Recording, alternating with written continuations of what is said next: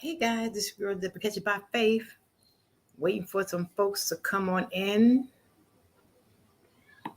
Let me put on this. Yes. Yes. Hey guys, I came on 15 minutes earlier so some folks could come in before I even start the video.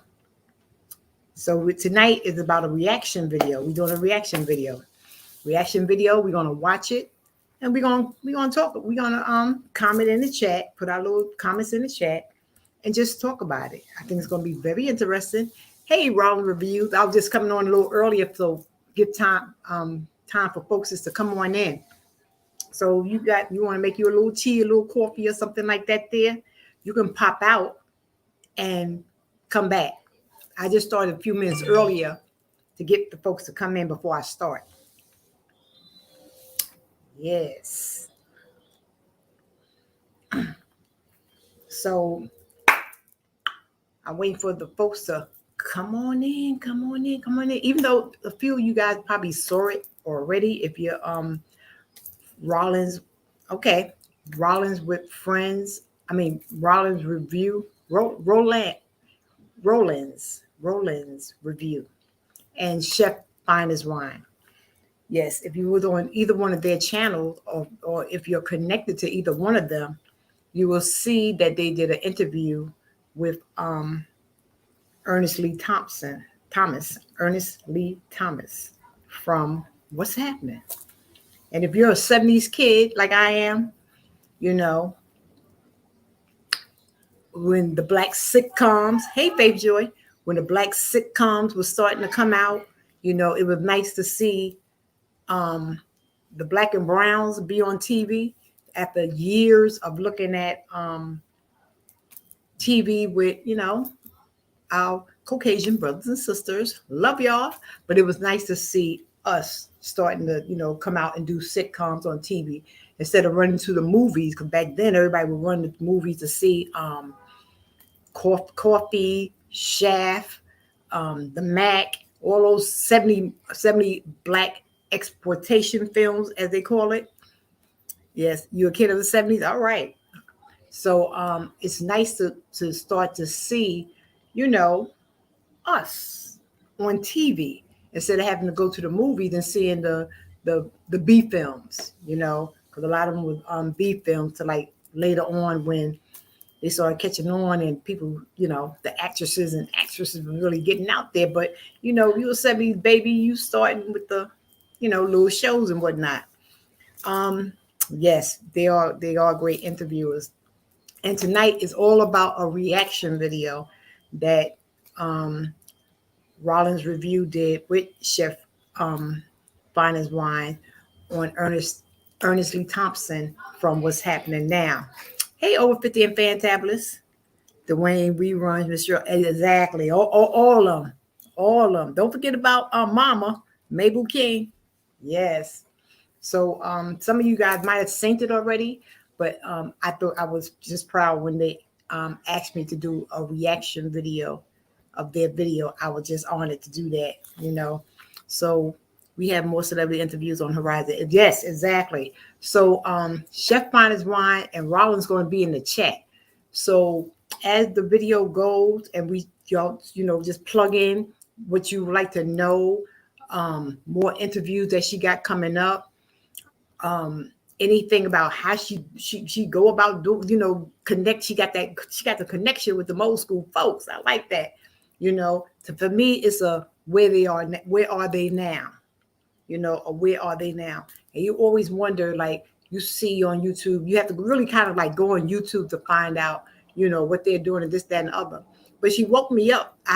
When I was asked to do the reaction video, so happened I was looking at it at the time, and then when they asked me, I stopped because I want to look at it, like a first time, just like you guys are, or maybe a second time. I saw a part of it, but I just stopped watching it because, I said I'm going to do it tonight. So if you have any questions you want to ask them or anything, I'm going to be stopping in between and giving my little commentary on what's what.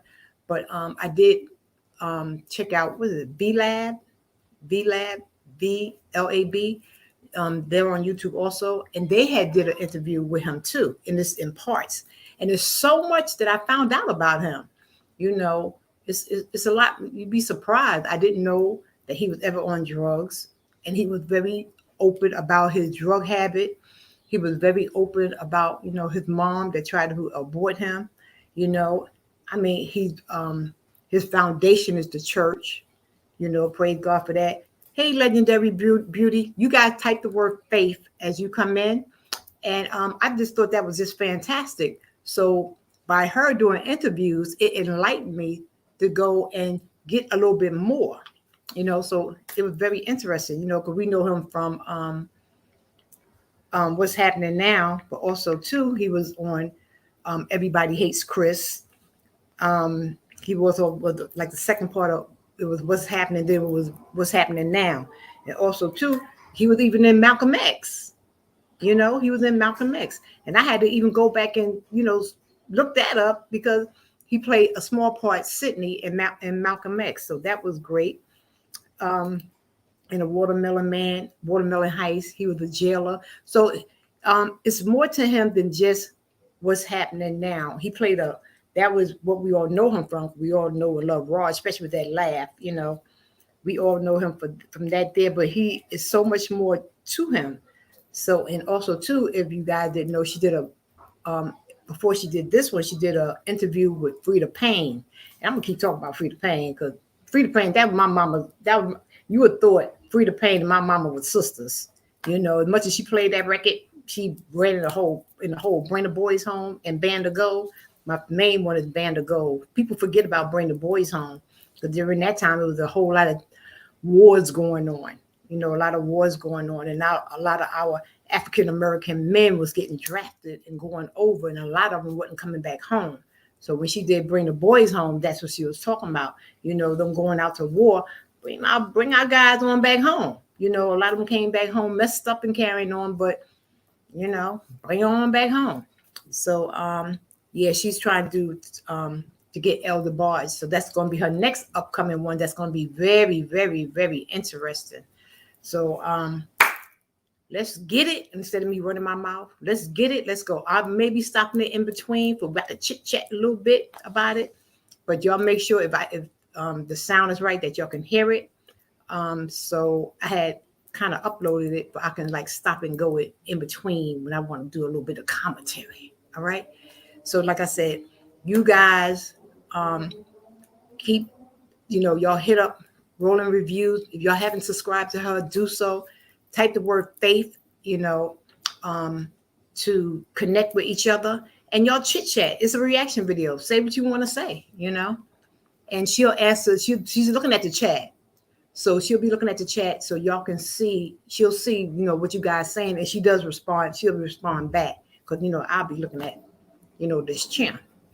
So let's get it. Let's go.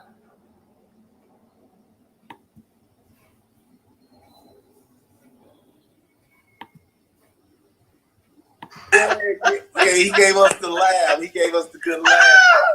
I don't know why. I don't know why. Still to this day, right? When I meet Shaquille O'Neal, you name them, they love that. They hear that laugh or the Rod's dance.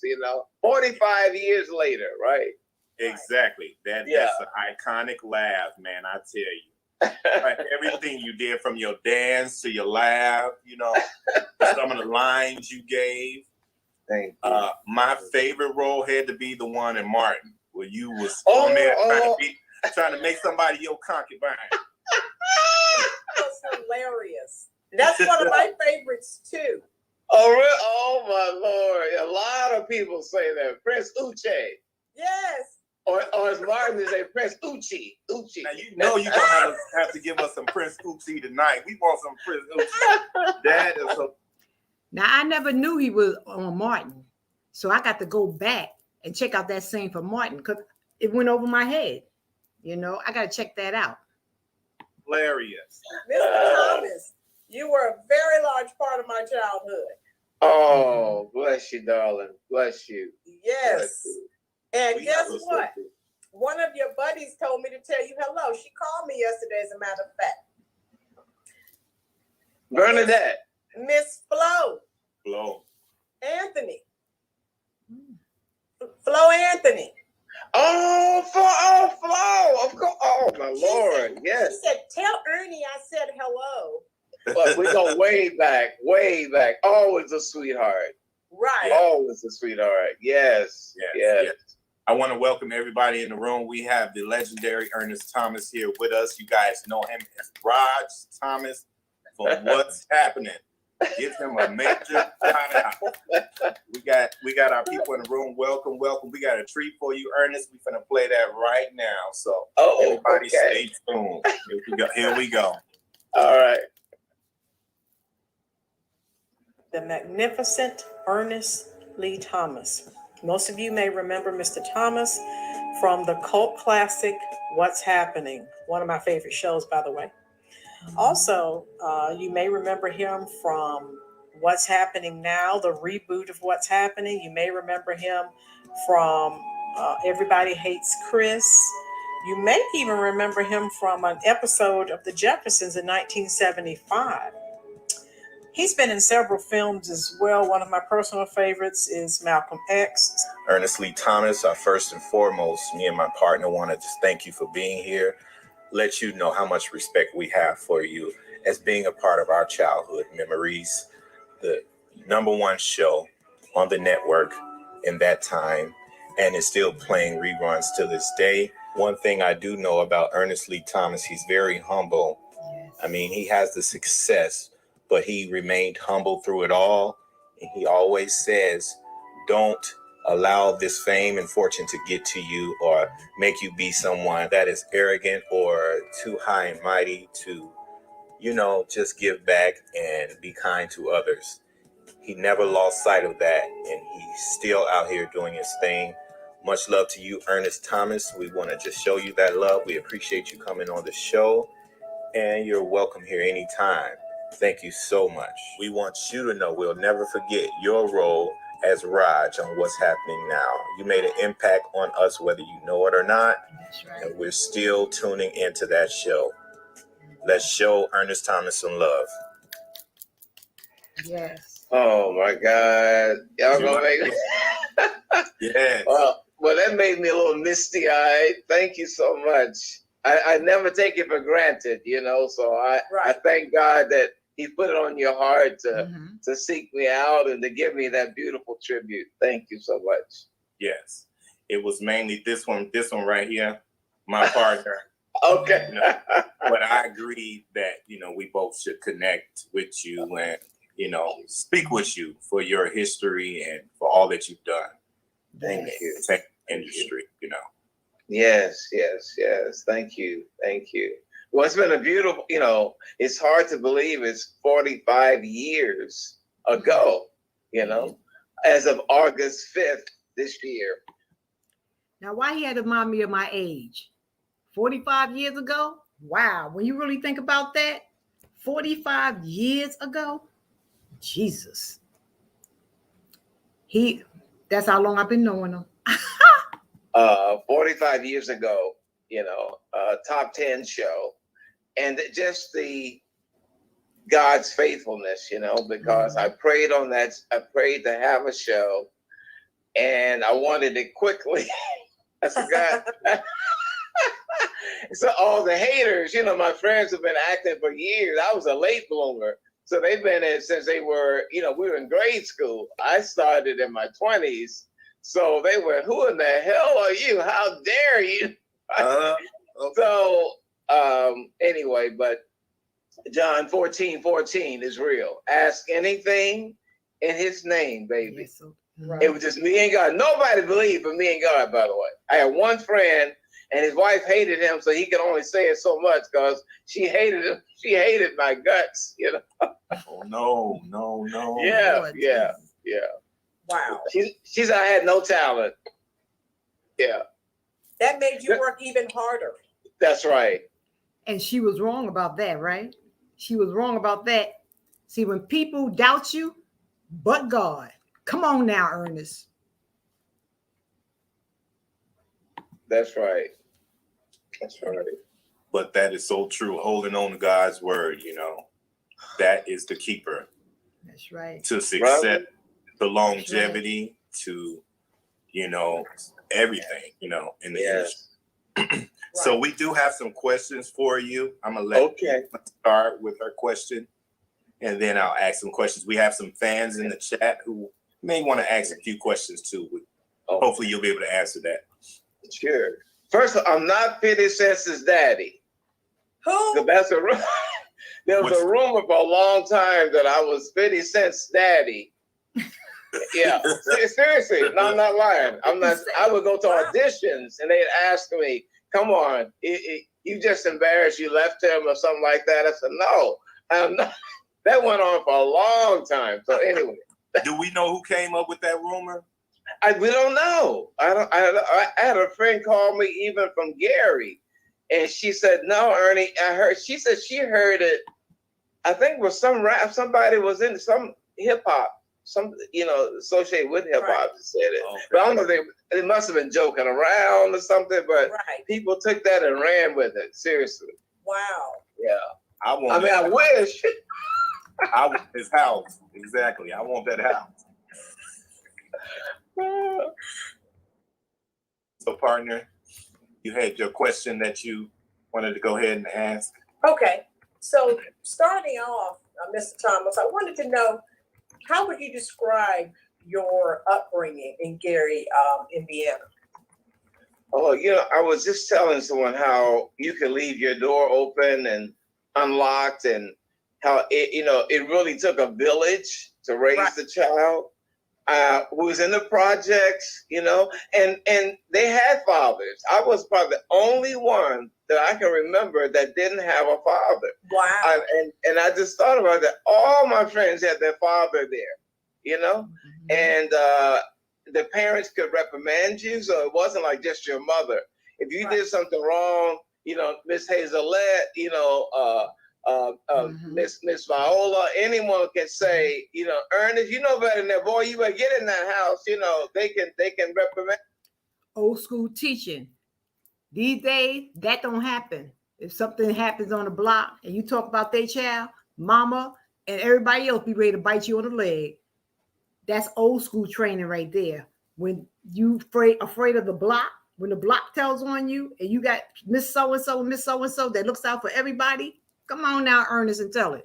Without your mother wanting to fight them, you know? Right. And so it really took, you go and stay over each other's home, you might eat dinner at one of the other neighbors' houses. No violence, no drive-by shooting. It was on Sunday, it's like clockwork. Everybody is going out to church. You see the sisters with their big church hats on, you know, and I had my little suit. It was cheap, but I had my little welfare suit. But everybody was dressed up, you know. It was like Sunday was church day. I mean, you knew it, you know.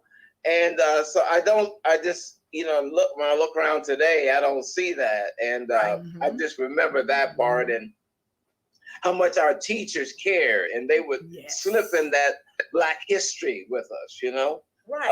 They would just put that in, you know, because my main teacher, Miss Thomas, she spanked you now. She was a Delta. She was a Delta Sigma Theta, and I didn't know nothing about the Greek, but she would tell us about the Greek alphabet, and I'm like, why are we learning this, you know? And she had that paddle on the wall. And so when I played, you know, but I was bullied now. That's the only bad part. Because if you're smart, unfortunately at that time, if you were smart, you got, you know, beat up, you know, the teacher's pet, you know? So they didn't celebrate your intelligence. They didn't celebrate that I'm talking like the teachers. Instead, I'm trying to be white. But all our teachers are Black. I'm just imitating their speech, right? So, unfortunately, among my own, you know, from first grade, kindergarten on up to sixth grade, it was just everyday torment, pretty much. You know, you're nappy-headed, you look like a monkey, you got you're ugly, your clothes are cheap, you ain't got no daddy. All that was constant. Then I was a church boy, Pentecostal, so you a holy roller on top of that, because most people were Baptists and that type in our neighborhood. Mhm. So it was just a constant, like God with this, and thank God I was so centered in the church. Right. And believe wholeheartedly that Jesus is my Savior, God is my Father. Since I don't have a father, Right. that God is my Father. My grandmother told me early on, don't worry about you not having a daddy. Right. Your father can do the impossible. Exactly. But it still was like every day you dreaded going to school. So I started playing hooky, and Miss Thomas wouldn't have it, and she told me, she says, boy, don't you know you can be anything? Don't you know there's nothing you can't do? Now look, I gotta. She grabbed that, and she would grab me by the belt and hold and tighten you so your butt would kind of stick out. Mhm. And babe, she went. But I thanked her. When I got What's Happening, I went back. Wow. Thank God before she died. I went back to thank her. Oh, wow. Yes, Miss Thomas. Yes. Mr. Thomas, And, this is really hitting home for me because I'm an educator as well. And Are it's just sad. Yes, it's just so sad that, the experiences that you had so many years ago are still, taking place. That's sad. That's right. It's sad. It really is. Mhm. Just because, I mean, you can't get a A on the test or a B. Right. Exactly. And then now I kind of, in fairness to my bullies, I learned later. I learned the first time though. The teacher, she said, Ernest, I'm leaving the classroom now. You take down names of anyone who's talking. And I went, because God said, don't lie. The church says, never lie. So I'm writing names. Write them names down. Oh, I didn't know. My mother said, baby, you can tell a peaceful lie. God knows. God don't want you to get people. You don't have to get people's names. Because I was running. Oh, I was running that day. What a memorable story, Really? Totally against bullies. I was bullied. You and I have a lot in common. We were both born in Gary, and we faced them bullies. I had enough of the bullies to where I don't take that from nobody no more today. Right. But I wanted to ask you, I did some digging and I learned that you had once met Tupac. Can you tell us about that experience? Wow. Oh my Lord, yes. God forgive me, but I've asked God for forgiveness because I didn't think well of him because of all the press. He raped somebody and he beat up someone. He got this attitude about this and that. So it was it's a hotel in Hollywood that was well known, and a lot of hip hop would stay there. And I represented a young man, Giovanni James, now, who's actually on Warner Brothers, and he's in New York. But so I was there with him.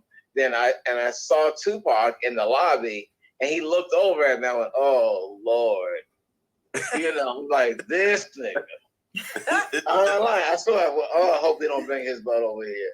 And then he starts, "Oh no," this rapist, I'm thinking all the negative stuff. And he got the biggest smile on his face, man. And he's like hypnotized coming towards me. Wow. Like he can't believe, And he just bear hugs me and said, man, thank you for the laughter. I mean, just held it, Wow. And I felt so bad. I'm thinking, if you only knew what I was. That's why I don't never judge a person by the book.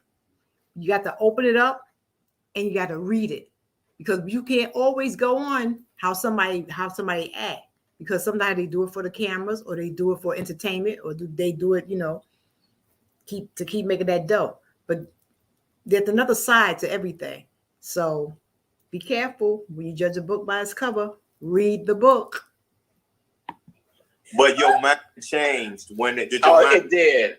It did. Oh my Lord, it did. And I tell people, I say, I don't care if nobody likes me.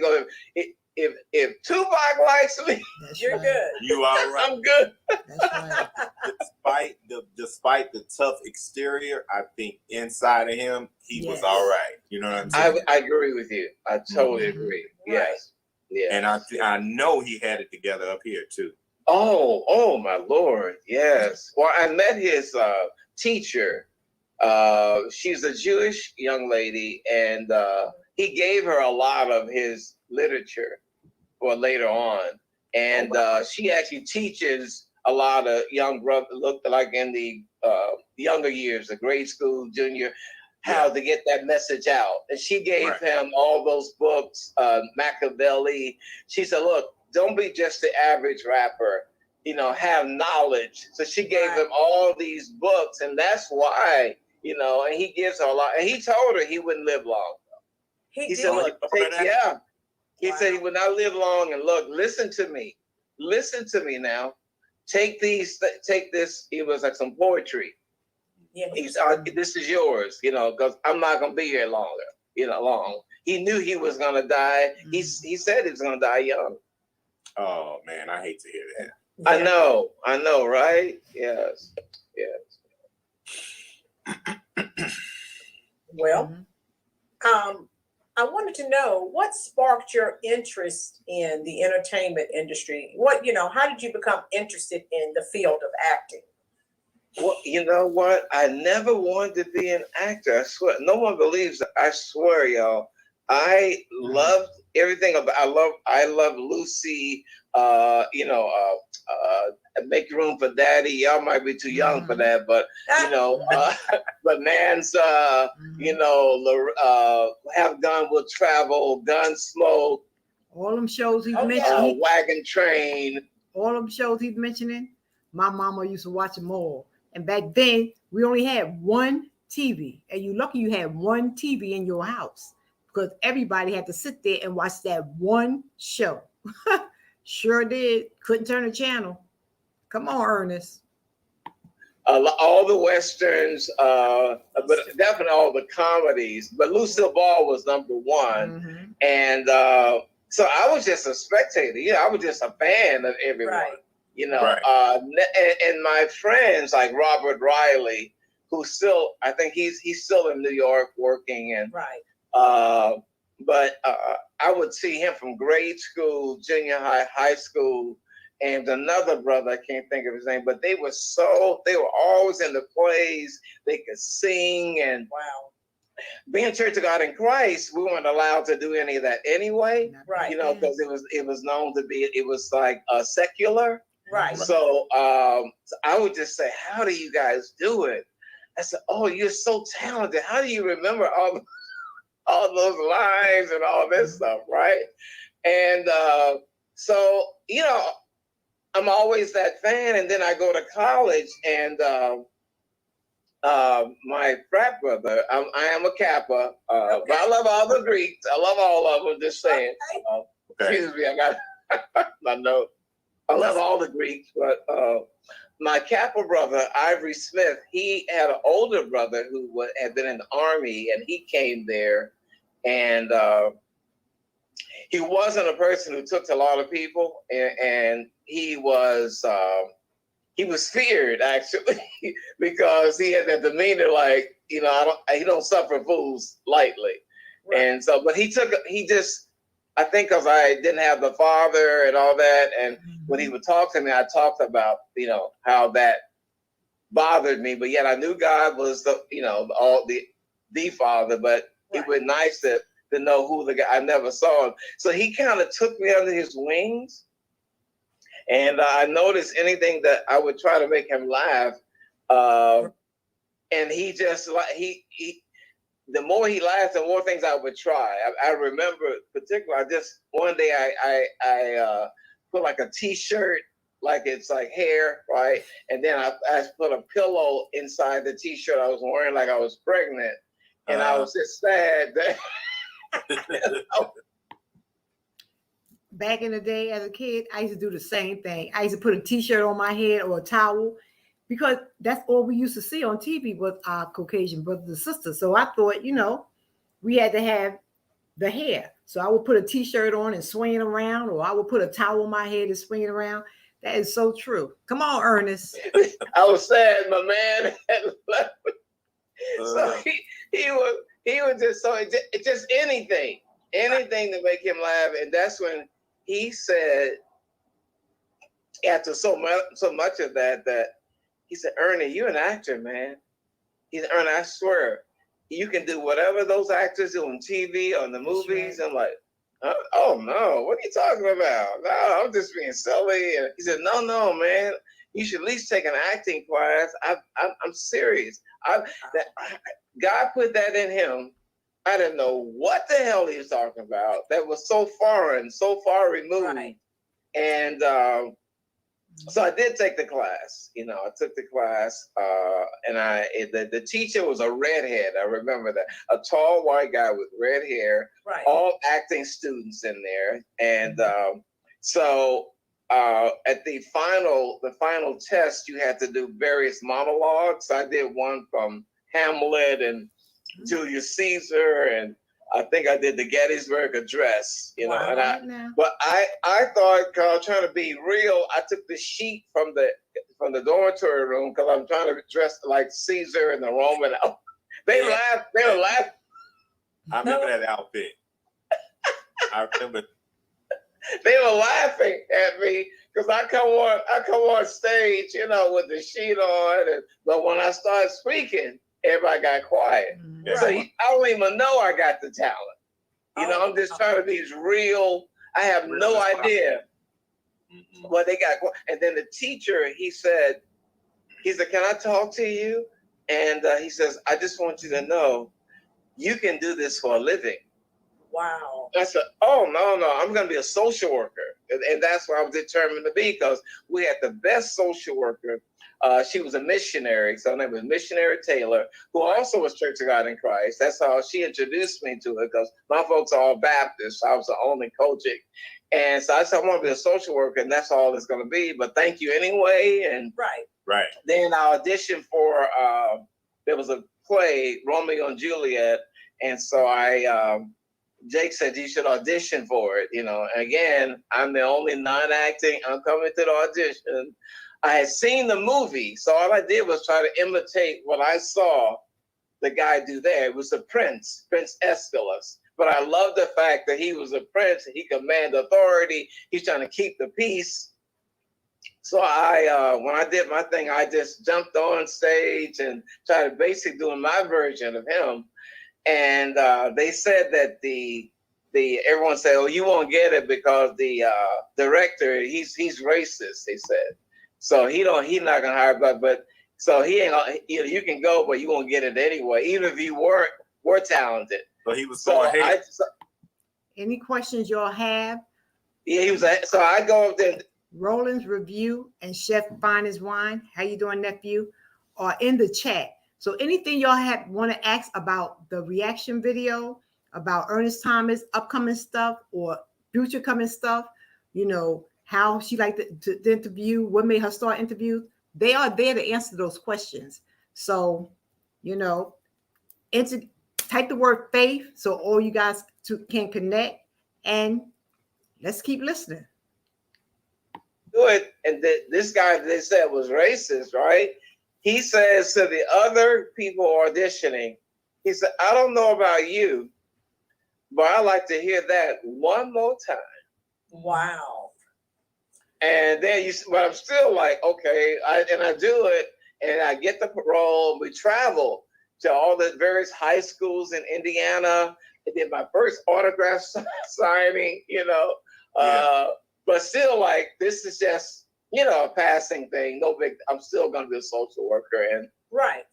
So I graduated with my degree in sociology and psychology. And then I decided to get a degree in student personnel. So I started my master's. I had 1 year on my master's, and but it kept, that acting thing was there, but I went, you know, it's like it won't go away, you know? And I went, this is crazy, God. I know this is not real. Remember I was telling you before about your calling. When that thing keep poking at you and God keep pushing you to do that thing, and no matter what, you keep that thing is just right there. That's your calling, and that's where your talent, your gifts, and everything is. Go on, Roger, talk about it. Nobody gonna want my mother. Everyone want. They. I got to provide money. I can't. Right. I gotta get a job. So then Jake says, they have the American Academy of Dramatic Arts, which is the oldest English-speaking acting school in the world, and Robert Redford, you name all the greats. The other school they had them, but that was the first school. Spencer Tracy, you name it. It's like a who's who, and so Jake believed that I could get accepted. He drives me to. They're coming to Chicago at the LaSalle Hotel in Chicago. And the executive director, and Jake threatens me. He threatens to kick my butt if I get all the way there. Then I get cold feet, right? Mm-hmm.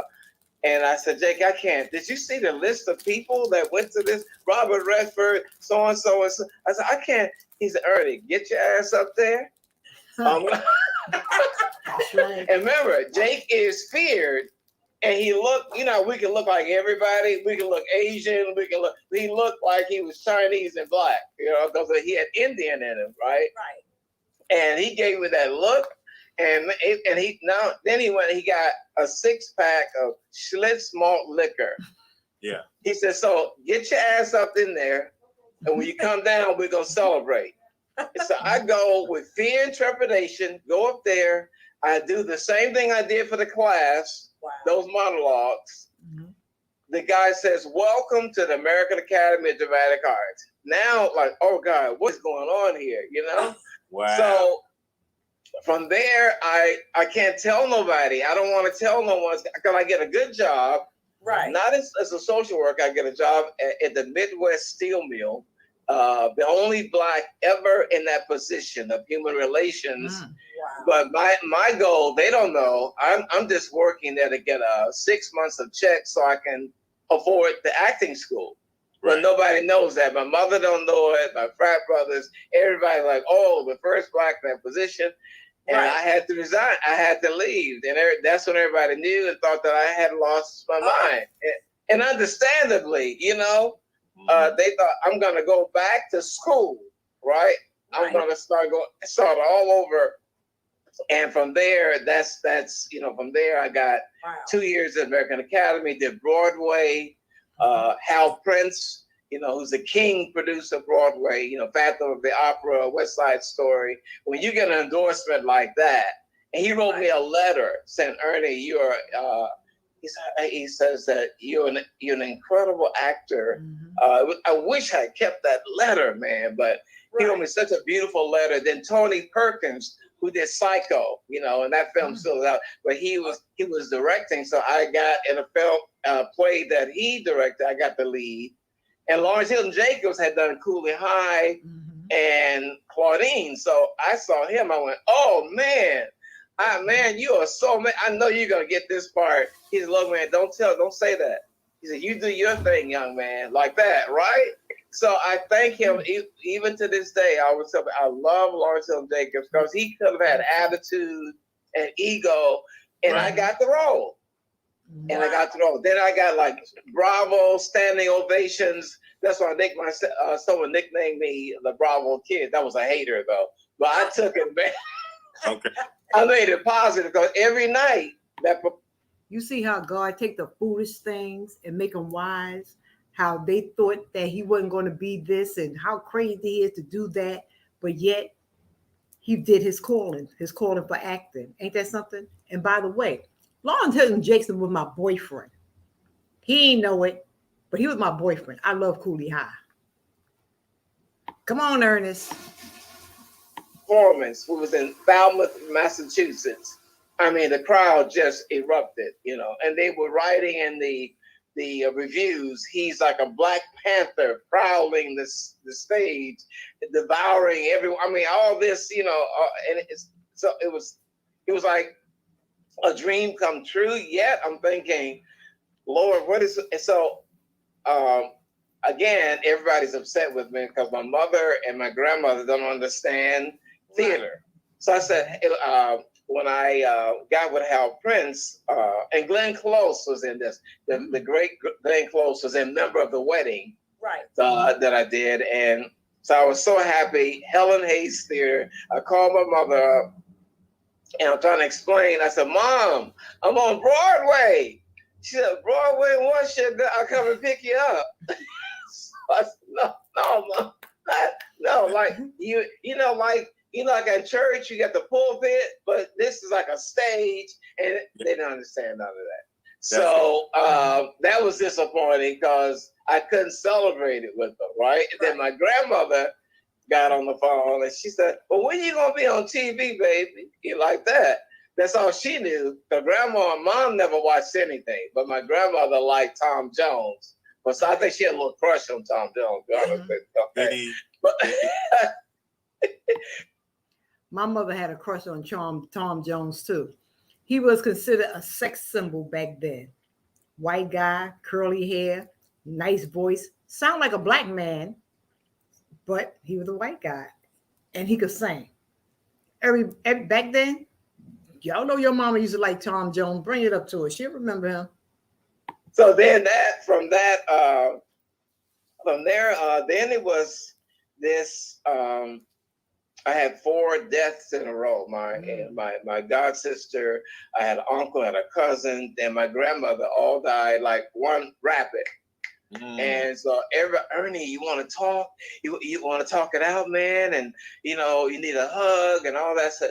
No, God gotta have something special for me, but I'm trying to figure out why am I going through this, right? And so I'm not saying I heard a voice, but in my spirit, I thought I needed to do something bold. So I remember Grandma said, when are you going to be on TV? And so I said, I'm going to go to California. I ain't got nowhere to stay. I ain't got no agent.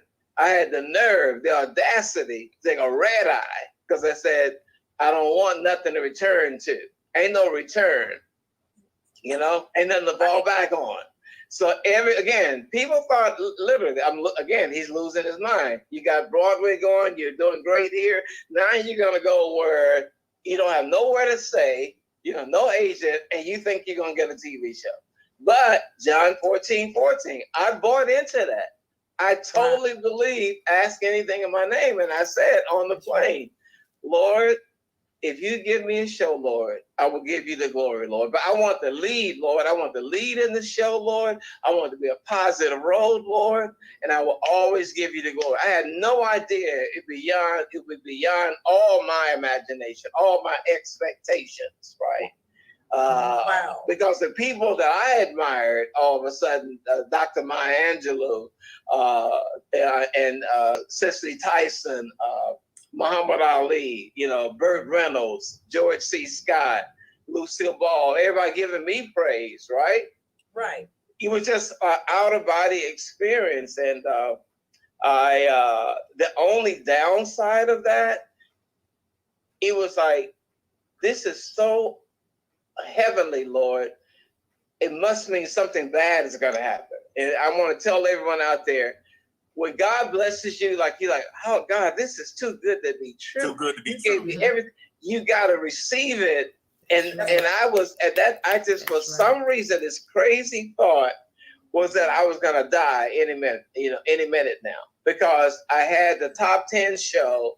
Everybody, all these people I admired was loving me and all that. So life is too good. Right. It gotta mean I'm gonna die at any minute. So I'm thinking any minute I'm gonna drop dead, right? And then they had Mayor Hatcher had the Ernest Thomas Day, June 9th, and Coretta Scott King was there. Oh wow! Jesse Jackson was there. Dick Gregory was there, and I can't. Oh God, the other brother was there. I can't think of his name, but people didn't care about none of them, and I love them. But everybody was Raj fever. I had no idea. Now I really think I'm going to die because I'm in this parade and I'm waving, and people are they have to keep the crowds back. I mean, people are going crazy, right? And I'm just waving at everybody. I said, okay, I know, Lord, the bullet is coming any moment now. I know the bullet is coming.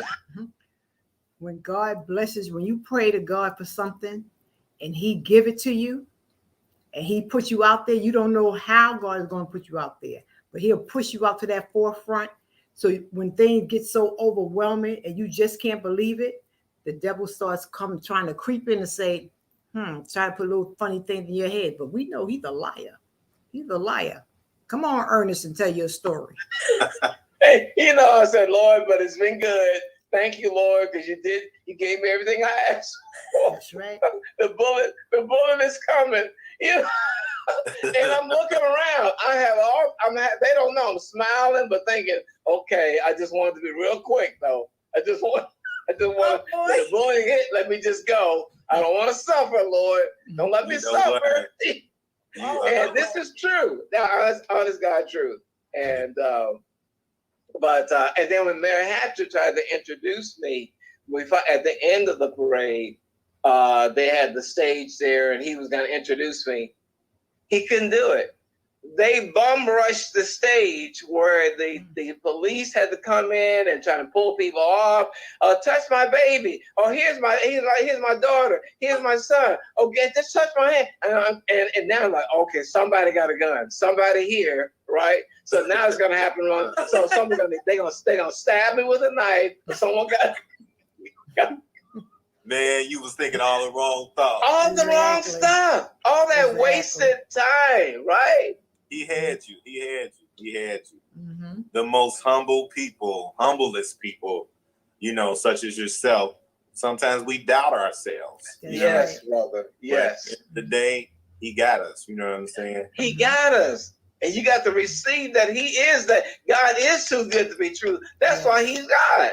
That's right. That's a miracle's like, oh, how did this happen? That's the whole point of it, right? That's right. Mm-hmm. You started to doubt yourself in the beginning, but God started putting those little nuggets in your ear, like, no, you can do this. Yes. You listen. You stepped out on faith, and you went to California. And there's the rest, Yes. Come on, find his wine and preach that word. Go ahead and tell it. I love it. Yes. And the devil said, let me mess with him. He got all this. Yeah. I'm going to tell him he's going to die. I'm going to tell him. So I tell young people, I said, look, now, when you get this, just receive it. That's right. Just receive it and love it. All the people you admire, they're going to be admiring you. Just receive it. Like, how can this be? It just is. Because God is God. No, there's nothing impossible for him. So just roll with it. Swim in it, Right. Yes. Right. Yeah. We have one question in the chat from B Sugar 100. She says, do you still keep in contact with your co-host on the show of What's Happening? Do you still keep? Yeah, well, there's only 3 of us now. And I do miss them. Fred Berry, Rerun died. Shirley died. Mabel King died as well. And Thalmus Rasulullah, who was my father, he also passed. Right. So it's only Danielle Spencer, who was Dee, and Haywood Nelson, who was Dwayne. And we're very close. But Danielle's a veterinarian, she was always straight A's. And so she's in Virginia, and Haywood is in New York. He's another genius. He flies planes. He got a pilot's license. Wow. He's an engineer, great with words. Like if you need a letter, a persuasive letter that makes someone, he's got that gift. Yeah. Wonderful. Oh, wow. Yeah, they were the smartest. I'm telling you, they were little geniuses, honestly. And they loved me like the big brother. And I appreciate it more now. At that time, I kind of like it was annoying, because, hey, y'all, look, we do a show together. Y'all ain't got to come home with me, okay? You ain't got to come home. You got a daddy, you got a mama. Right. I have my own life. They wouldn't have it, especially Danielle. Wow. Not to her, it was all the same. And to the point, Cheryl told me, she said, "What is wrong with you, fool? They love you. What is wrong? Are usually your age."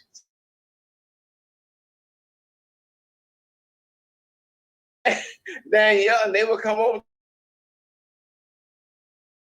and they just admired me, looked up to me, and they when they started dating, Danielle would want me to meet the boyfriend. What did I think? Haywood wanted me to meet the girlfriend. Wow. And you know, I mean, even though they had their parents, but they wanted my approval. So even when they got married, same thing. They want, you know, before they got married, I had to meet that prospective husband or bride.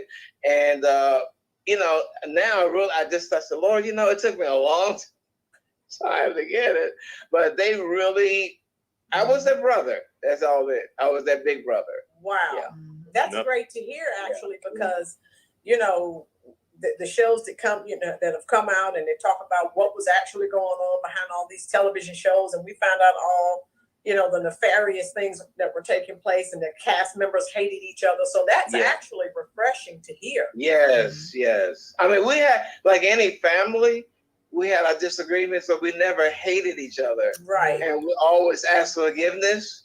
You know, because you might, our egos get in the way. You don't want to say you're sorry at the time, and then later on, and Fred Berry, I remember before he passed away. Right. He was said Ernie Byrne. I don't know why he called me Ernie Byrne. Don't ask me. I don't know why. I was Ernie Byrne. Ernie Byrne. I just want to apologize for this, and I did this, and I did that. So we were like family. I mean, day one, you knew that God had His hand on that show, because on day one, when I walked into that room and saw all of them, there was a spirit, you cannot explain it, like it was a reunion. Right. I had never met these people. Yeah. Right.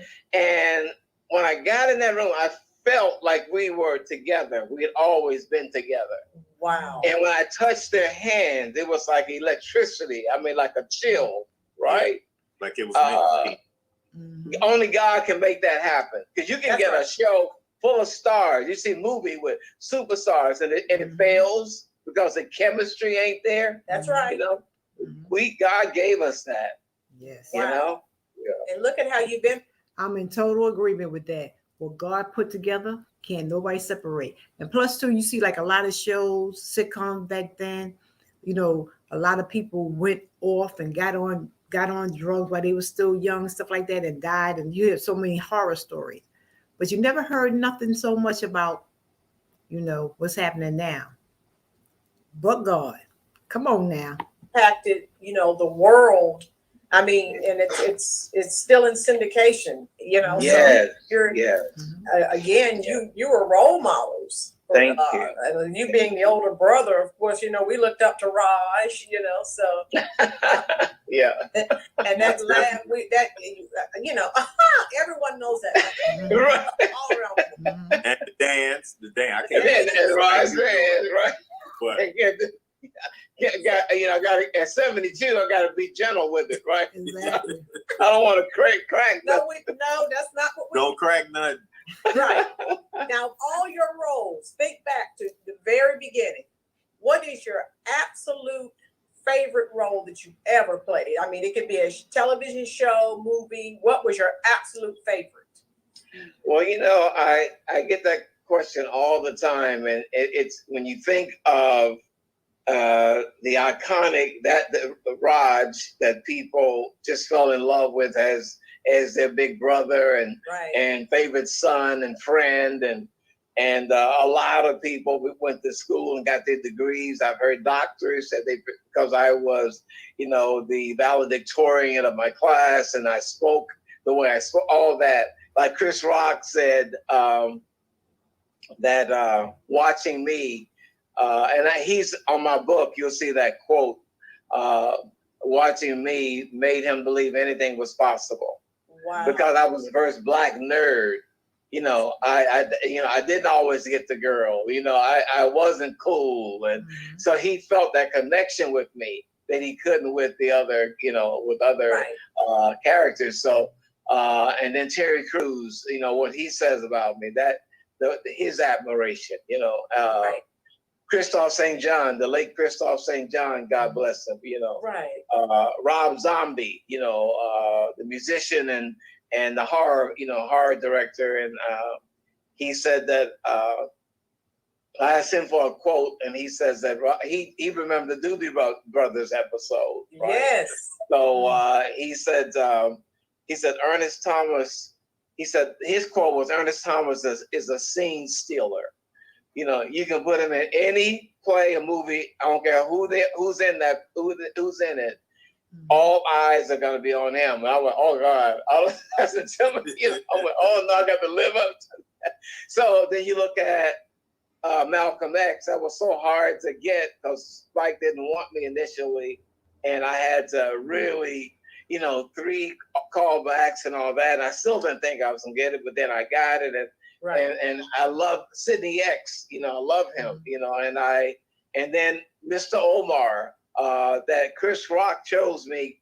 Chris Rock and Ali Leroy created that role for me. Right. I didn't have to audition for it. That's intimidating. Now you got to create. They have never seen you do this already, but here it is, and you got to make something out of it. And I just said, "Lord Jesus, thank you for the gift," And I went for it, and then Mr. Omar appeared. Right. I said, "Lord Jesus." And so I think about the millennials don't know about what's happening, but they see me and man, they go crazy. They go nuts over Mr. Omar. Tragic.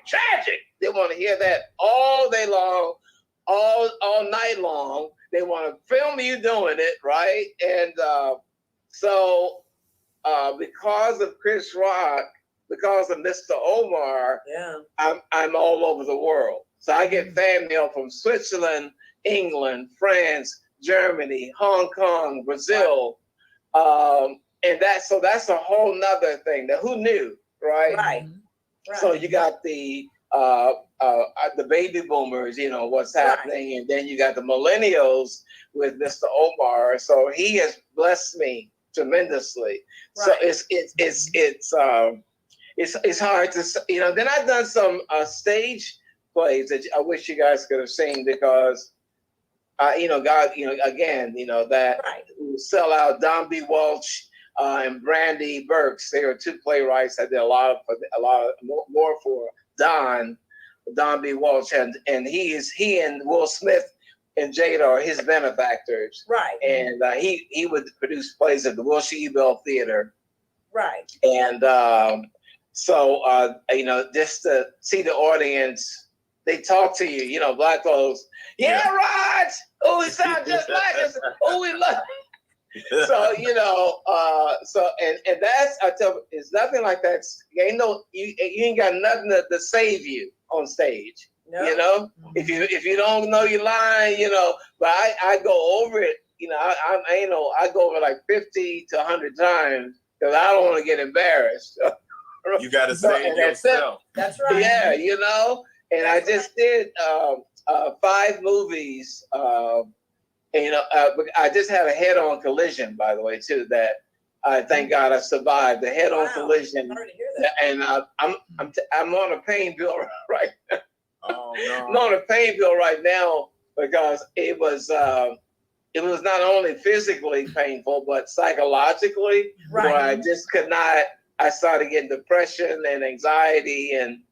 Yeah. I would never think to see a therapist, but I went, the doctor suggested, because I said, no, I don't want to ever drive again. And, this depression is coming out of nowhere, just arbitrarily, Wow. And I'm like, how do people deal with this who are bipolar? And so, that has been, so through having to do these 5 movies because I was committed to them. God is amazing. Again, it's just but those 5 roles, And I would, again, I go all in. You know, Right. I study that character from beginning to, I mean, every part of him I go over and over. And the more you go over it, you find things. And each time it takes so much out of me, right? And they like to give me a lot of lines. I'm like, I am 72 years old. I don't know why y'all think I want all these damn monologues. Okay? That's all right. But God would made me, and you know what? I have to say, those 5 roles, I am so grateful. And I always say, Lord Jesus, thank you for the gift. And I jump on in. And without fail, it ain't about what you did in rehearsal, right? Once you said, Lord Jesus, thank you for the gift, that other thing comes. Yeah. He comes. You don't do what you did. God will equip you to do the things that you think that you can't. When you think something is too much, God just said, I got you. It's a little bit. Go ahead. And once you go ahead and go forward, what God tells you to do, he got your back. Come on now. In a rehearsal. Right. You know, there's a knowingness that only he could give you, right? And you find yourself almost being out of your body. You can't help the character. He is, because Lord, I want to surrender to the truth of this character, Lord. Right. And it just gives you, it's a high that is better than any sex, any drink, any drug, that high that you get from that. So I did 5 roles, and the last one was a pastor, Tammy Mack. Tammy Mack is a well-known, she has a show on Fox Soul, and she works for Stevie Wonder, KJLH. She has her own show there, and she wrote her first movie, and it is incredible. And doing this pastor, I had no idea, because I said, Lord, I'm gonna give up acting after this. I'm tired of it. I just want to get this role over with. And when I went down there in Houston, Texas, and did this part, Pastor Joseph, I'm telling you, something got a hold of me. That part, and she kept pushing me more and more, and it was a chill, a high. You just knew that God was there. Mm-hmm. So I was reborn again in the acting, because I felt like, I want to do a sitcom. I want to do I got to do. And so I said, God, what is going on now? I said I was done with this acting. All right. So you had kind of lost your desire there for a minute, but it rebooted. Exactly. It rebooted.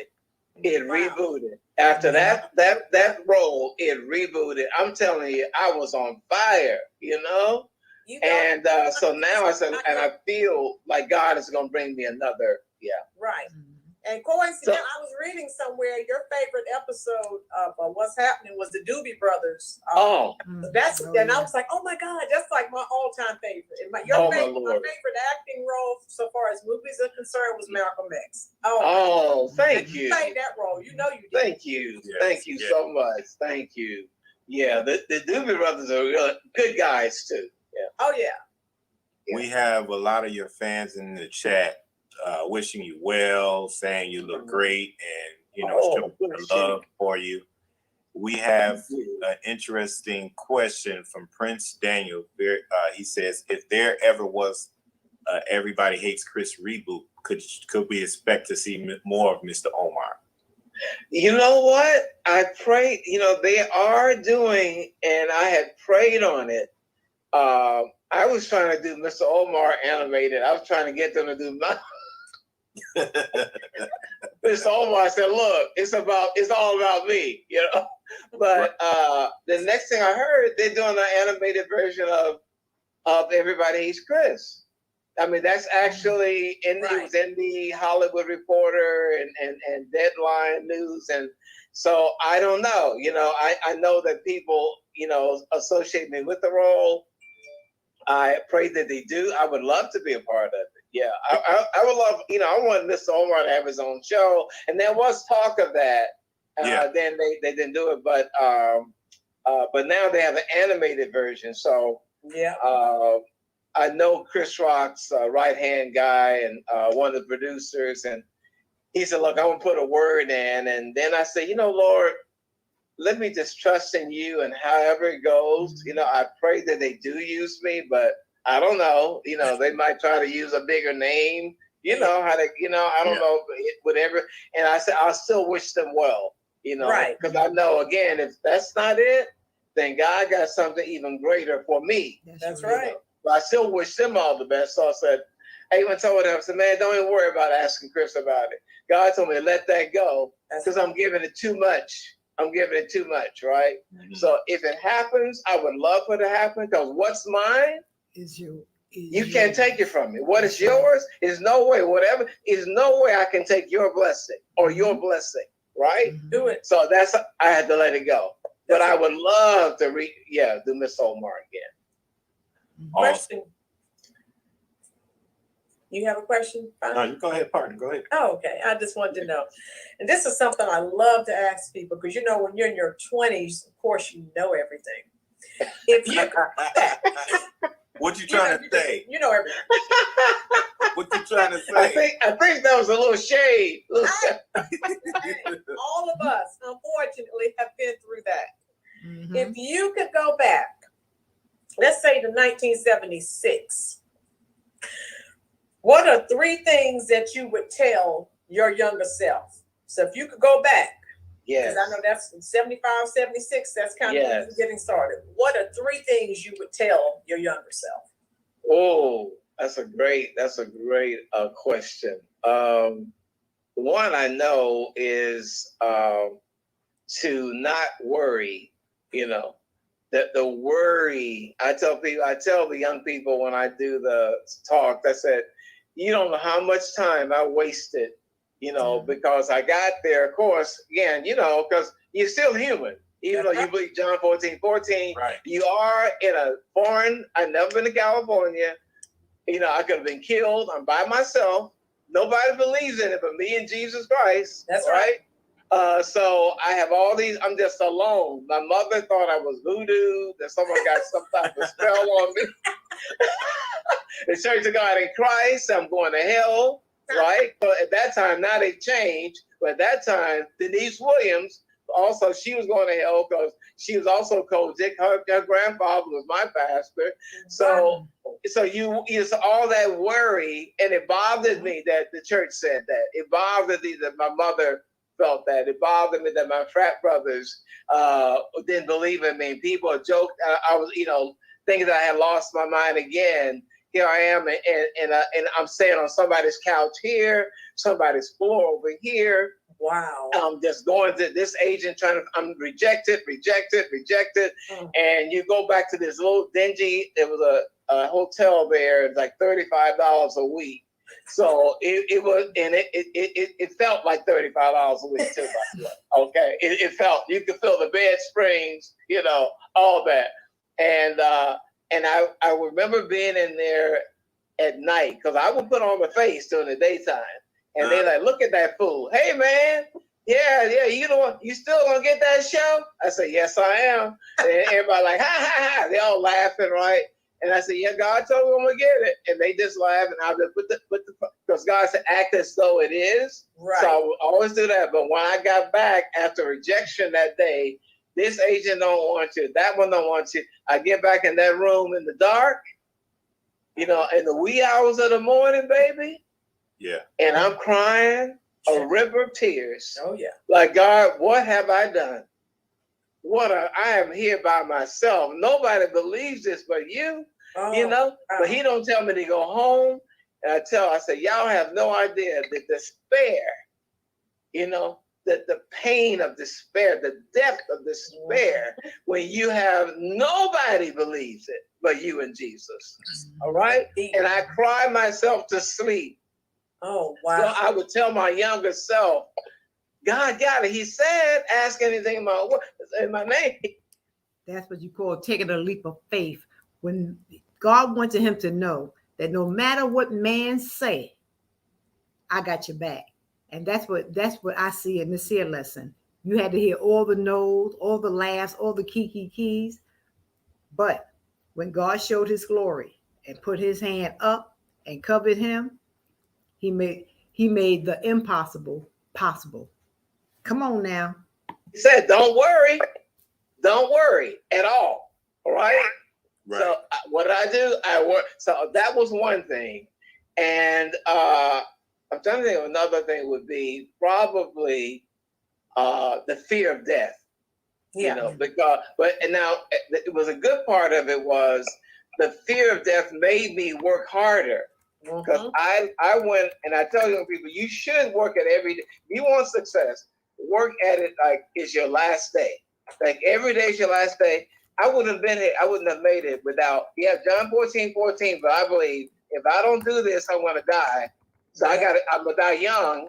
Anyways, I got to do this real quick. So I was relentless. No staying in bed, no day, So I got up, whether I felt like it or not, I got up. And I would shower crying, put that suit on, that same suit. I had about 3 of them. So it was variations of that with a different shirt. And I would put on that, put that face on. But that fear of dying, that God is too good to be true. And that's why he's God. But that's the beauty of it. It's the miracles of God. And so receive that, don't fear. Yeah, I mean, know that work at every day like it's your last, but don't fear that God's gonna take it. He's gonna do something, he's gonna let something bad happen. So that's another one. Right. And I probably, when I think about it now, because I would not work, I felt that I couldn't get a job.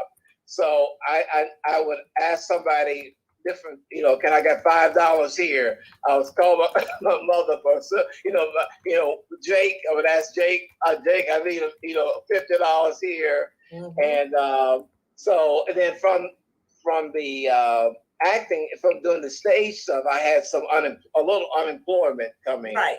But even by then, about a couple $100, whatever. So that was something. So I would tell my young self, get a job as a waiter.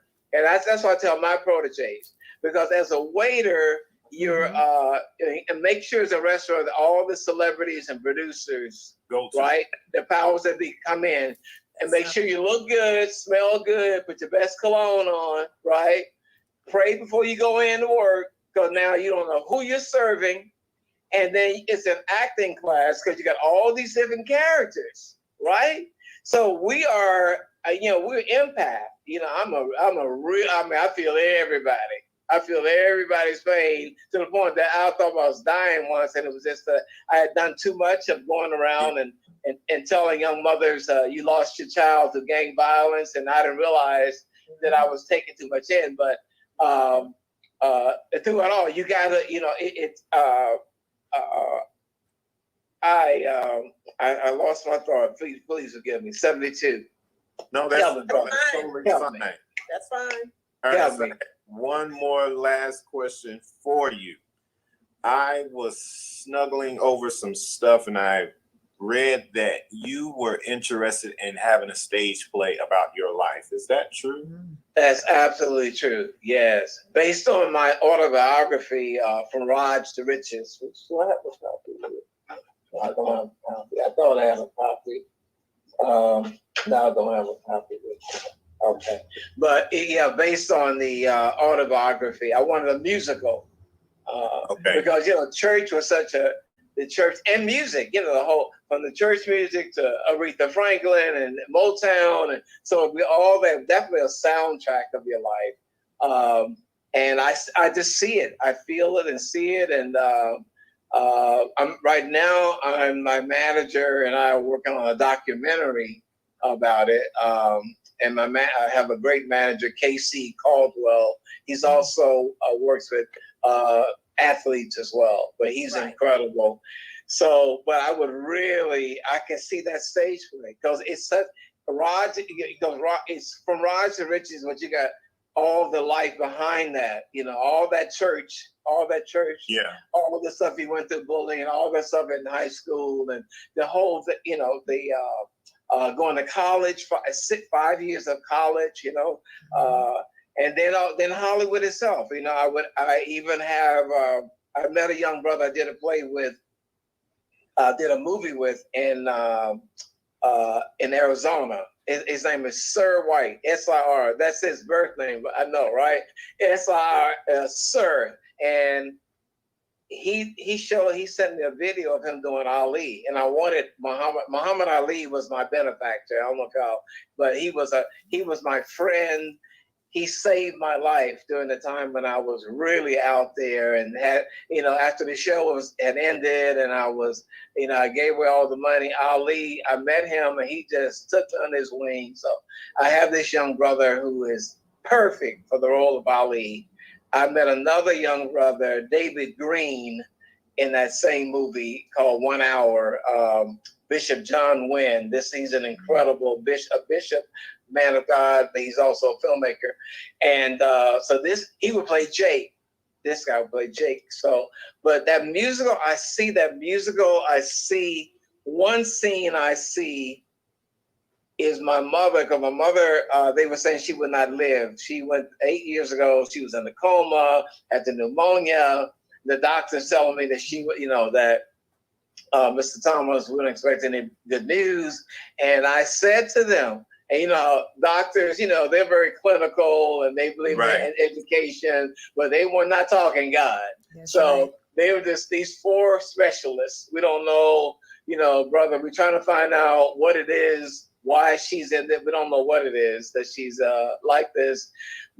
And I said, doctors, I respect your intelligence and your skills, but I believe in the supernatural power of Jesus Christ. I've seen healing, divine healing. We didn't have no one from the news coming. We didn't start telling everybody about it. We weren't trying to raise an offering about it. I've seen people broke down and suffering, and hands laid on them, and they jumping and shout. So my mother will walk out of here. And she did. It took 6 months, but Mom walked out of there. Right. And all they could say was, strong lady. I said, no, strong God, okay? Strong God. I don't hear that. Strong God. All right. So the one scene I see is my mother, and not that this happened, but I just see her coming out of that coma. They always have a musical, like, I love Tyler Perry stuff, and how there's always a song after they tell there's a scene and the song comes. And so I can see my mother, have come out, we praying for her, and she looking like she's dead and like, and then she comes out of it, right? And she sings a song. I don't know what that song is, but the whole place is a mess. People standing up, people shouting, people speaking in tongues, shouting, because it is so real, and I have to have actors who can really do that. But that's the one scene. That's all I got, right? But I see that scene of my mother, because honestly, the 6 months she was in the hospital, you can say you believe I'm still human. Right. I cried every night because, the thought is, God, I'm not God. Maybe she won't make it, Lord. Maybe it's not this time. Right. You took my grandmother, so it could be, but I said, Lord, I'm just asking, and then we had prayer warriors. I will put out emails and tell friends, I need you to pray. So everyone had they had prayer warriors, and it just got that chain of people praying. And Dr. Cindy Trim, the evangelist, I went to see her and got some blessed oil from her, and I put it all over my mother's bed and all that, and I had nobody around her bed that was crying. I don't want nobody, because crying is a form of disbelief. Absolutely. So I only had people who were strong. I say, if you cry, baby, cousins and all, look, say your butt home, baby. I love you. You can't come here. Keep those tears. Oh yeah. I said, I gotta cut you off right there. No, go take your home. We ain't doing that. When I tell you that's this one right here, keep them tears away. No negative vibes. No negative vibes. That's right. I tell you that all the time. I love it. Some people, I see them coming, and everything is negative. Stop. Yes. I'm going in the opposite direction, because like you said earlier, you could be just as happy, and then someone can come and unload on you, and when they leave, you start feeling really bad, and you don't know why. That's because right. they just unloaded all of that negativity on you. Someone just did. the other day, and they sneaked it on me. They were Yes. When you happy and having fun, the devil will bring in that spirit and go right into that person that's thinking or whatever case may be, because something is so right, they just got to find something negative just to say and try to steal your joy from you having fun. We know that devil is a liar, right? Come on, Ernest, and talk real about it. and I know they're going through a lot, right? 4 hours I was listening to this friend, and God bless her, she's a sweet lady. Right. Then another friend, it was 3 hours, and my mother said, "You got to stop doing that, baby, because I'll be all, I'll be all sad." And so another friend told me, "Ernie, they dumping on you." When you said that, I didn't look. They dumping on you, and you got a listening ear, but it's affecting you, man. It is. It would bother me. I'm crying and stuff, and I got to stop it. You have to, for your own, sanity and state of mental well-being. Yes. Man. It's like a person that's always as the same person, always asking for prayer. Pray for me, pray for me, pray for me, pray for me, pray for me. Sometimes you got to pray for yourself, because you have to have that faith that this and that is going to be all right. You have, all we can do is intercede, but you have to believe it. So when people keep telling you, pray for me, pray for me, pray for me, the same person, it becomes draining. It becomes draining. So be careful on people asking you to pray for them, and people ask you to constantly pray for them because they're not praying for themselves. Come on, Ernest. Yeah. I want to ask you something, Ernest. Was Ali, was he older or younger than you? He's older. I think he's about maybe 7 years older, like 7 or 8 years older. Not that much, but 7 or 8 years older. Yeah, and he at that time the Parkinson's wasn't in. This is 82, but he talked. When I think of, he did mention it. He mentioned he and Bondini got into an argument in the mansion, and Bondini said, "Ali, boxing. God bless you with boxing, so you could be, this tool of peace and love and for civil rights." But he said, "But boxing didn't do nothing but my brain, did it?" And I didn't get it. I didn't get what he was saying. Like, what does he mean? And I didn't, but now, then later on, the Parkinson's, so it must have been something happening even then, but the effects of it wasn't there yet. Right. And he was very funny, though. Funny. Oh, that man would do everything to make you laugh. Oh, my God. And he told me. Funny but kind. Oh, so the best, the kindest person. I've said this in church. I said, Ali is the best example of Christ that I know beyond most Christians. I'm sorry, because he gave 2 Christians. I remember that pastor coming in. They needed land for a Christian school. Ali gave them the land. He gave that guy the land.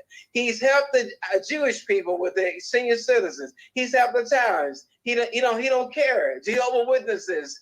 And they be saying, oh, they come there and they're asking, oh, yeah, but you're a heathen and all that. And Ali ain't doing nothing. He ain't saying nothing to them, right? You hungry?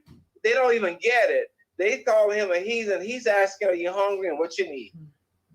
And he said to me, well, you see what I just did? I said, yeah, I can do that because I've been cussing somebody out. I would have cussed them out long. God got to work with me on that. I would have cussed them out. But Ali, so patient. He was. Yeah. I watched that PBS documentary on Muhammad Ali recently, and I didn't even realize everything that he was doing because he didn't brag about it, but he did a lot. And those last few fights, those last few years, he was warned to stop boxing because his kidneys were affected. The head trauma, they told him to stop. He would not. He says, they had to build a mosque. This has to be done. I know. He gave his life. He gave his life.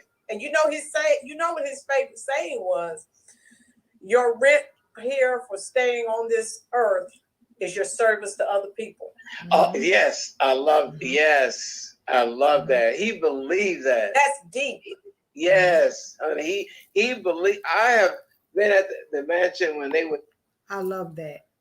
Your rent here on earth is to serve other people. Go ahead, Ali.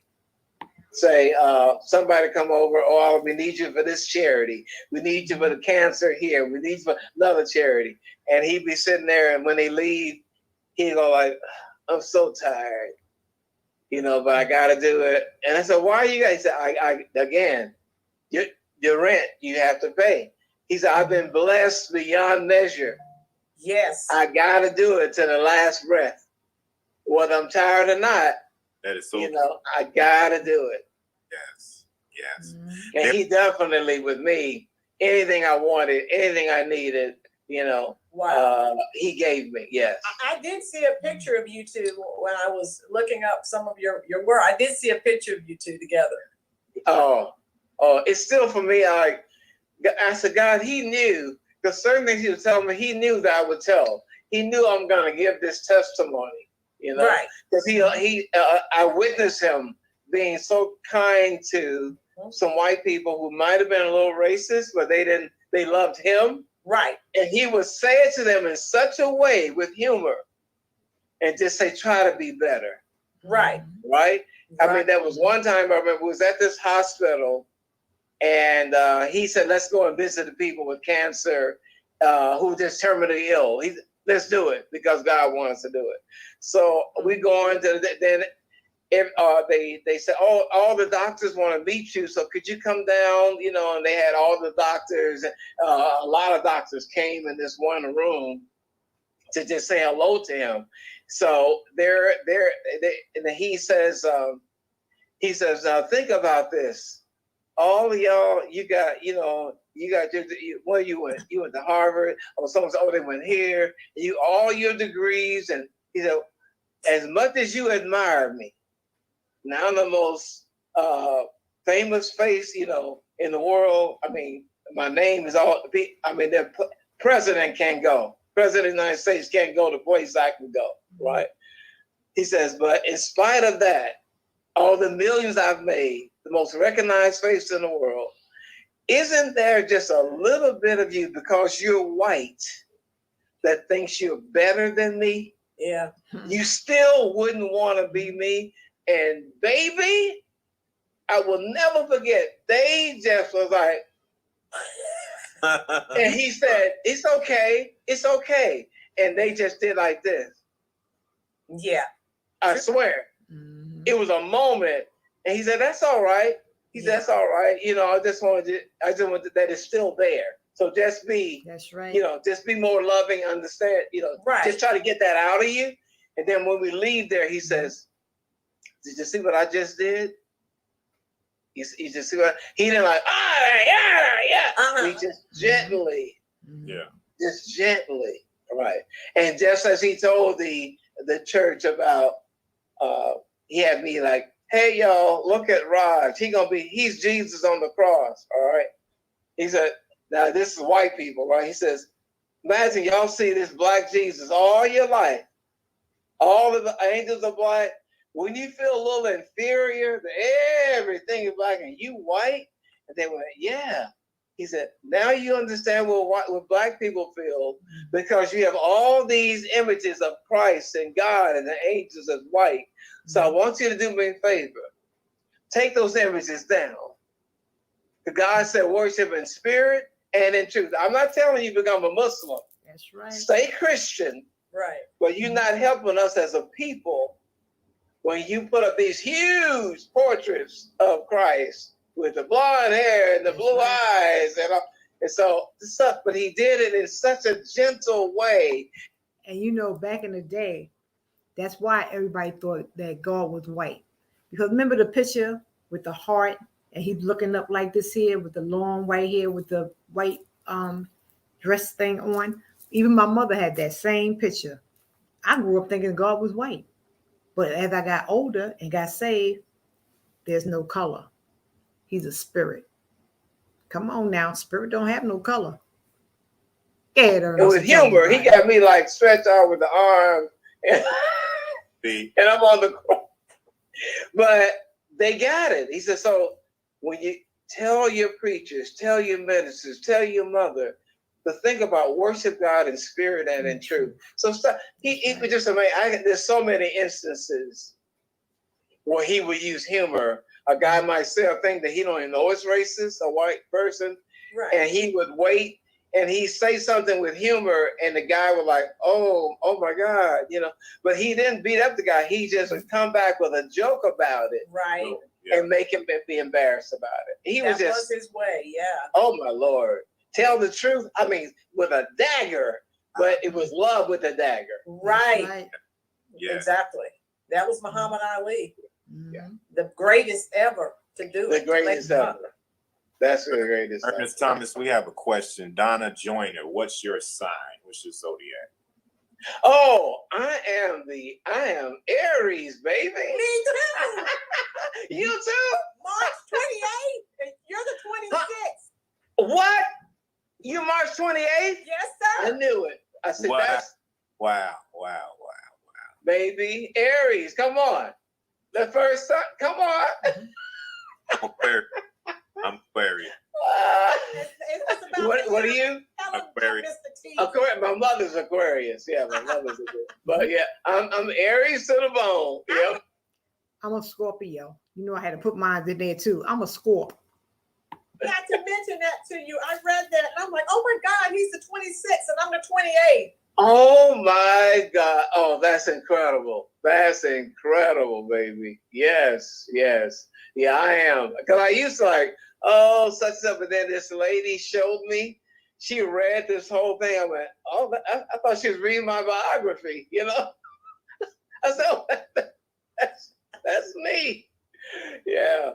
Yes. Well, Wow. It's so great to catch up with you, Ernest. Always. You are a kind individual. You're humble. Back at you. You didn't let the success get you, all up there. Oh, no. Flee against the arrogance and the cockiness of it all. Exactly. Oh, no. I am nothing but, at the end of the day, a child of God, and that's what my celebrity friends would get upset because I'd be going all out. I'm talking to people at events. I'm signing autographs. And I remember, I won't name names, but a few so that they was upset. Like, Ernie, you don't owe them that, And I went, but you do your thing, Right. I don't mind. I'm going to them. I'm hugging them. They don't have to. Some are shy and they kind of look at you. I'll go over there. I'll go to them and hug them. And that's because I said to God, I will give him the glory, not me the glory. Right. I'll give him the glory.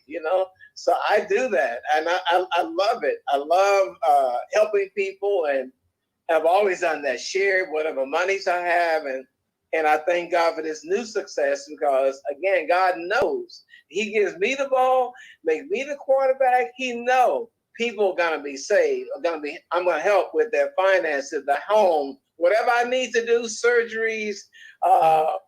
It makes me happy. I love acting, but there's nothing that makes me happier than making somebody else happy.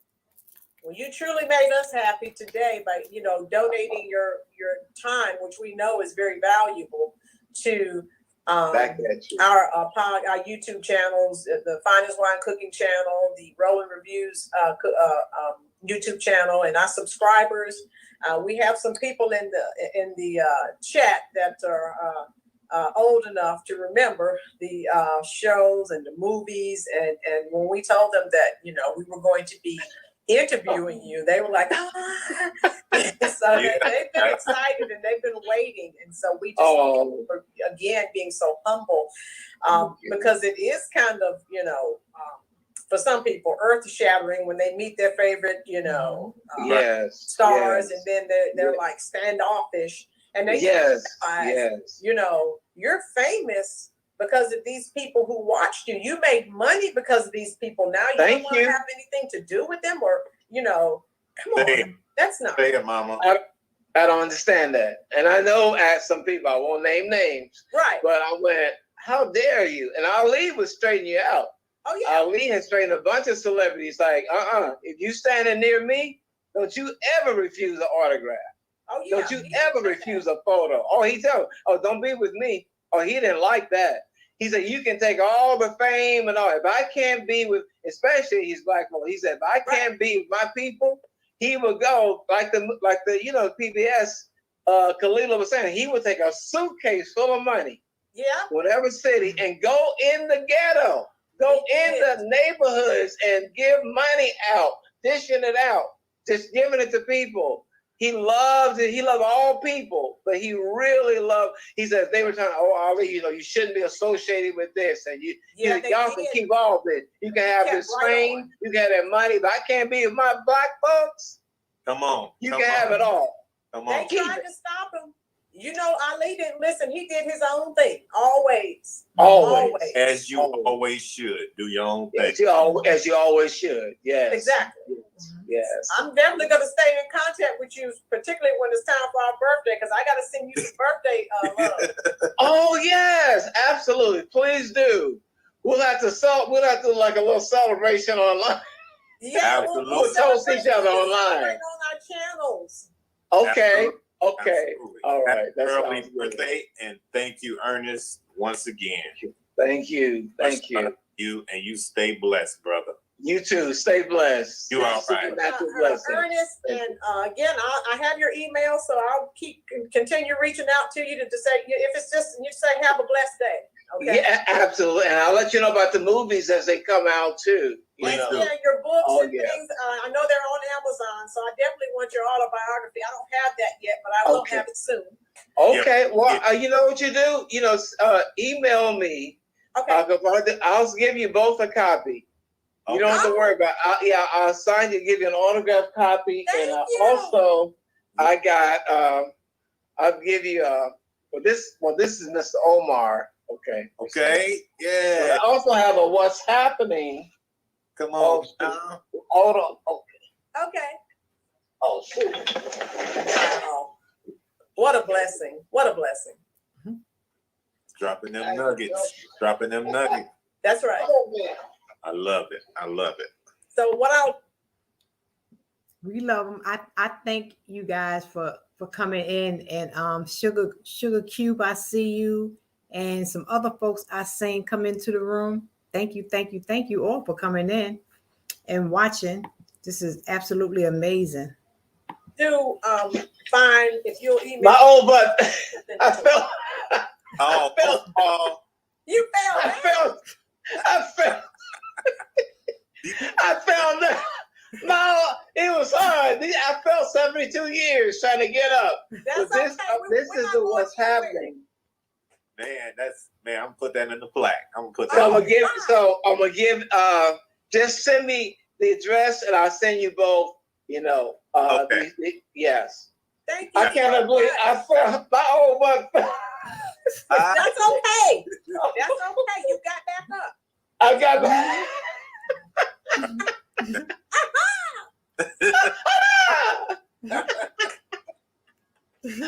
Wait, oh, bro, you might got some competition. She do that laugh just as good as you now, Ernest. You know what? I'm checking you out, Aries. For no reason now. See. Oh, I'm going to email you both of our addresses, Ernest. Okay.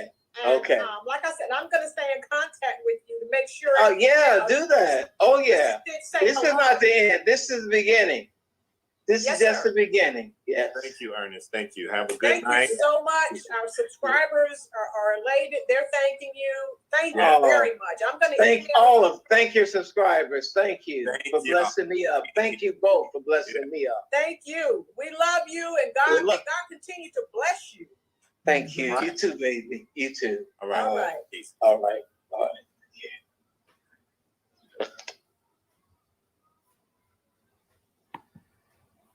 I hope you enjoyed that. I want to thank Roland's Review and Chef Finest Wine for allowing me to do a reaction video. That was my first reaction video that I ever did. It was fantastic. Love it, love it, love it. Learning about Ernest Lee Thomas. Like I said, you guys look him up, learning about how God just used a person and put them on a platform to meet famous people and also to make them famous too, push them up in the limelight. I love his his spirituality is just awesome. His humbleness, you know, his character just funny along with it. He's not cocky at all. So it's good to see, you know, folks that's making it and of color and doing their thing. And at 70 something years old, still doing his thing and still moving around. Yeah, we fall, but we get back up, you know. So that was simply amazing. I want to thank you guys for coming in and hanging out with me. Make sure you connect with Roland's Review. Her link is there. Make sure you check out and subscribe to Chef Finest Wines and stay in contact with go on their channel so you can see more interviews that's coming up. And I want to thank you all for coming in. Let me shout you out. Roland's Review, there she go. Thank you for allowing me to do a reaction video. Thank you so much. I appreciate it. Faith Joy, thank you for coming in. Thank you, Over 50 and Fantabulous, for engaging with the chat while I'm sitting here looking at the interview. I was so much into this interview. Very, very good. Very, very good. Thank you for coming over. Legendary Beauty, thank you so much. Let's see who else is up in here. Tatisha, I hope I ain't messed up your name. Tanisha Armstrong. I might have said that a little wrong, but thank you. I do believe I told you to come on over because I was coming on and for you to pick up some links. Be sure that you pick up some links. Make sure you pick up Miss Armstrong to help build up her channel. Yes. Always connect. No matter what, always connect. Thank you again, aka James Money, for coming on in and hanging out with a sister as always. Chef Finest Wine, thank you for allowing me for the reaction video. Thank you. He called me up and asked me would I do it. I said no problem at all. I really, really enjoyed it. Pretty Face Cooking, thank you for coming in and hanging out. I'm going to visit you guys' channel. If not today, definitely tomorrow. I see you, Catherine, with friends. Thanks for coming on and hanging out with a sister.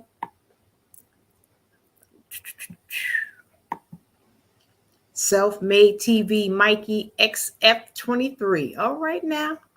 Thank you, Mikey, for coming in and hanging out with us. Thank you so much. Queen Gertrude Eats. Thank you. I hope you made some connections up here. And don't be a stranger. Be the difference. Hey, sis. Thank you for always supporting. Thank you.